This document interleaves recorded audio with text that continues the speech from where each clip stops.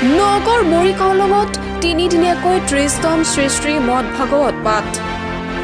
শুকুৰবাৰৰ পৰা তিনিদিনীয়াকৈ অনুষ্ঠিত হৈছে মদ ভাগৱত পাঠ অনুষ্ঠান।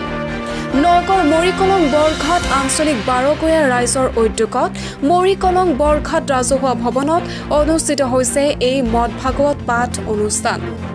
শুকুৰবাৰে পুৱা ধৰ্মধ্বজা উত্তোলনেৰে শুভাৰম্ভ কৰা হয় এই মদ ভাগৱত পাঠ অনুষ্ঠানৰ।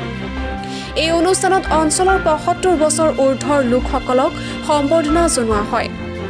উল্লেখ্য যে ১৯৯৫ চনৰ পৰা এই মদ ভাগৱত পাঠ অনুষ্ঠান অনুষ্ঠিত হৈ আহিছে। অহা দেওবাৰে বিয়লি সামৰণি পৰিব এই মদ ভাগৱত পাঠ অনুষ্ঠানৰ।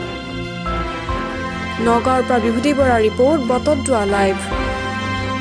आज जो हमने स्वीक एक्शन प्रोग्राम का कार्यक्रम आयोजित किया गया है, इसमें जो स्पोर्ट्स क्लब को गेम का सामान हैंड ओवर किया है, जिससे कि बच्चों का उत्साहवर्धन रहेगा और जो है गेम में ज़्यादा से ज़्यादा पार्टिसिपेट करने का अवसर मिलेगा। स्वास्थ्य के प्रति स्वस्थ रहेंगे, सजग रहेंगे और CRPF इस प्रकार का कार्यक्रम हमेशा आयोजित करती रही है, जैसे मेडिकल कैंप लगाना, पुस्तकें वितरण करना, कंप्यूटर सिखाना, ड्राइविंग सिखाना और विभिन्न प्रकार के कार्यक्रम CRPF आयोजन करती रहती है, जो है ताकि जनता के साथ अच्छे संबंध स्थापित हो सके और जो है जनता और पुलिस का जो है भरोसा बना रह सके।